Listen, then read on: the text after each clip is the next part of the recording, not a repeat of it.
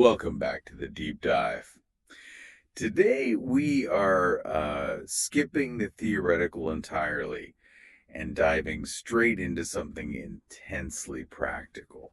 Yeah, something that focuses on one of the most fundamental and sometimes challenging areas of everyday communication. Our own health and well-being. That's right. Our mission today is to really extract some linguistic survival skills from a set of sources. Survival skills, I like that. Well, yeah, because for you, the learner, I mean, there's just no moment where clarity is more essential than when you're feeling unwell and need to communicate that effectively. And the source we've been handed Mm, it's very specific. It's excerpts from a guide called English Phrases for Illness and Health. right. Now, a guide like this, you might think, oh, it's just basic vocabulary practice. Well, when you look at the structure, especially the section we're focusing on, How to talk about being sick in English. exactly, that title alone implies this is a lot more complex than just knowing the word for, say, fever. It really is. The fact that a whole section is dedicated to it, Mhm. it confirms something crucial. Expressing illness clearly in English requires um, specialized, nuanced language, the kind that everyday conversation just doesn't prepare you for. It's not just about naming the symptom, is it? Not at all. It's about giving it context, duration, intensity, all of it. And for you, the listener, mastering this vocabulary, I mean, it just reduces anxiety at a time when you're already feeling vulnerable. Oh, absolutely. Think about it. Yeah. You're traveling, or you're seeing a new doctor, maybe just explaining an absence to your boss. Mm. Clarity dictates how fast and how well you get help. So that's the mission then. Understand the tools this guide provides to make sure you're heard correctly. Okay, so let's start with what feels like the most immediate challenge the guide has to solve: the vocabulary of intensity. Yes. Because if I just walk in and say, I have pain, that tells the doctor almost nothing useful, right? So a blank slate. Exactly. So the language has to move beyond just nouns. You need these highly descriptive adjectives. And that's where English has this massive, almost overwhelming toolkit for pain. And mistaking one for another could, I imagine, completely change how seriously you're taken. It absolutely can.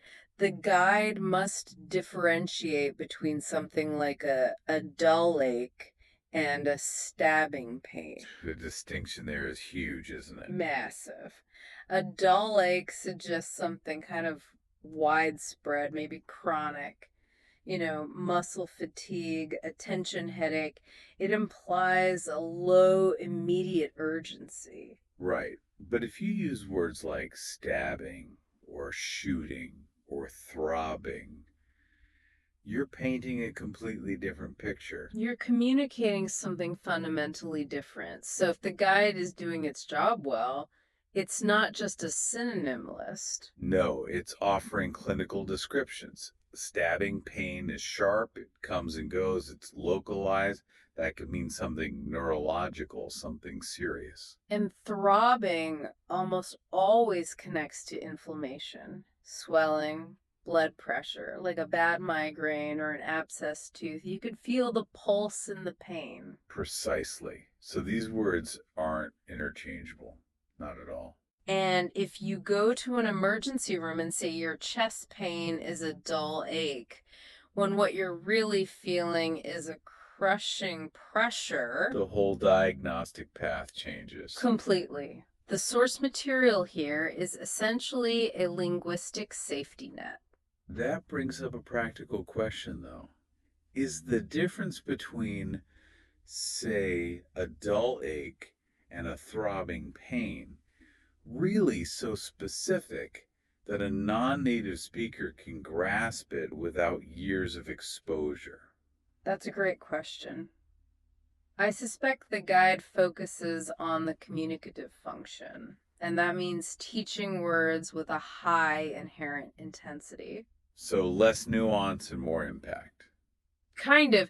It probably emphasizes high impact words like excruciating, agonizing, severe, and then teaches you to pair them with a location. So instead of just very bad pain. You're learning to say the pain is excruciating and it's localized in my lower right abdomen. That leaves zero ambiguity. None. Okay, let's pivot from the quality of the pain to something else I see implied here. The complexity of time and duration. This feels deeply rooted in English grammar. It is. When you're describing a symptom, the timeline is often the single most important diagnostic clue for a doctor. And this is where you need specific verb tenses that go way beyond simple past or present. Absolutely. If you just tell a doctor, I have a cough, it's static, it's uninformative, the guide has to train the learner to use the present perfect continuous. Okay, break that down for us. Why is that tense so vital here? Because it links the past to the present in a continuous action. Instead of saying, I had a runny nose, which is over, or I have a runny nose, which is just right now, You say, I have been experiencing a fever for the last 3 days. That phrase, have been experiencing, instantly signals 3 things: duration, continuity, and that it's still happening now. that makes perfect sense. Yeah. So the guide isn't just about vocabulary, it's teaching the grammatical structures that carry all that diagnostic weight. The difference between acute and chronic. Exactly. The language for this is new and scary versus this is just my normal baseline of discomfort is entirely different. Tense is key. So for an acute symptom, you might use the simple past. Right. It started suddenly at 4 a.m. Sharp, clear. But for chronic issues, you need the language of history.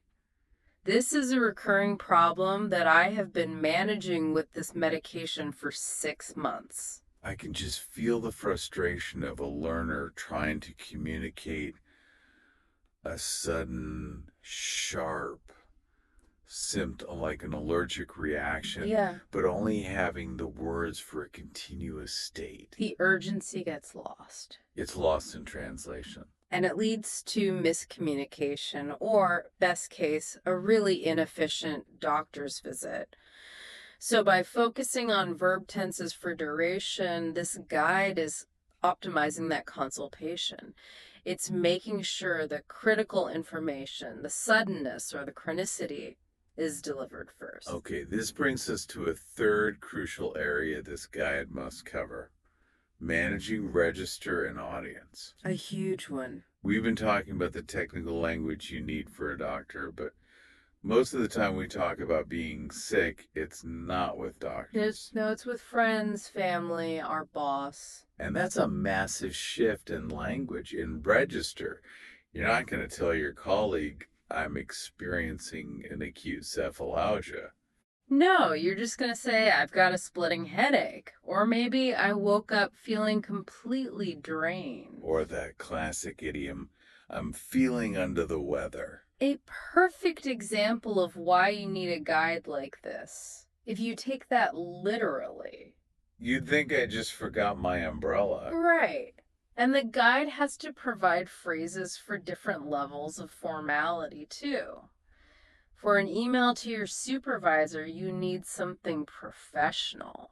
Something like, I regret that I must take today off due to illness. Or maybe, I'll be working remotely today as I'm dealing with a mild sickness. Contrast that with talking to a family member. The language becomes more emotional, more about how it's limiting you. I can barely keep my eyes open. I don't even have the energy to stand up. Yes. Those phrases translate the feeling of misery into concrete limitations that a caretaker can actually understand and help with. The tone is also really critical here. You need to express vulnerability without being overly dramatic. You need to be assertive about your needs, but also, respectful of the other person's time. Especially in a professional setting. Let's really focus on that for a second. The language of self advocacy. This has to be the highest stakes scenario. You're feeling vulnerable. You need language that lets you ask hard questions or request specific care. Without sounding aggressive or demanding. Absolutely. Think about the phrases you'd need to say, challenge a diagnosis, or ask for a second opinion. It's tricky. It is. A simple, polite, but firm phrase like, I appreciate your advice, but I feel strongly that I need a referral to a specialist, requires a very specific mix of humility and clarity. It's about owning your own experience without dismissing the professional's expertise. That's it. It's the difference between saying, I think you're wrong, versus, My history suggests that this symptom is different than past occurrences, and I'd feel more comfortable ruling out X. The second one is effective advocacy, and it relies entirely on mastering that language of deference and specificity. So, a key takeaway for you, the learner, is that this guide is teaching you how to manage the social dynamic of the whole medical interaction. It even helps you navigate phrases for acknowledging your own uncertainty, knowing how to say, I'm not sure if this is serious, but I wanted it checked out just in case. That balances caution with responsible self care. So, we've basically reverse engineered the contents of this one section, how to talk about being sick in English. Oh, yeah. And we found it must contain at least three fundamental tool sets.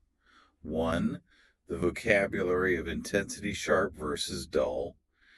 Two, the grammar for time and duration, acute versus chronic.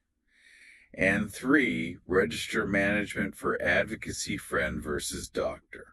And that summary really highlights why a resource like this is so vital. It moves language out of the general let's learn word sphere and into a very specific tool set for high stress situations. Knowledge here translates directly into efficiency, safety, and empowerment. Yes, empowerment.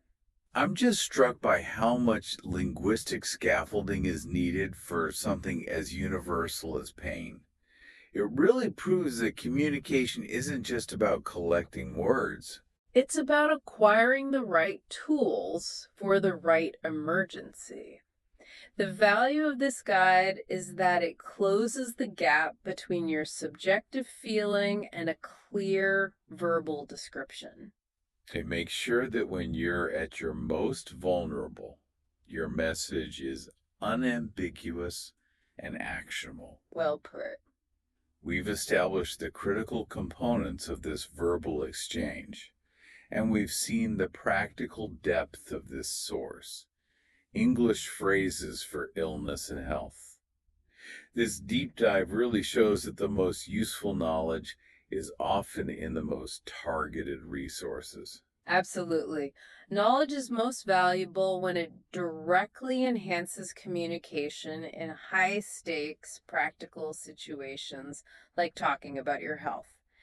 It's linguistic insurance for the moments that truly matter.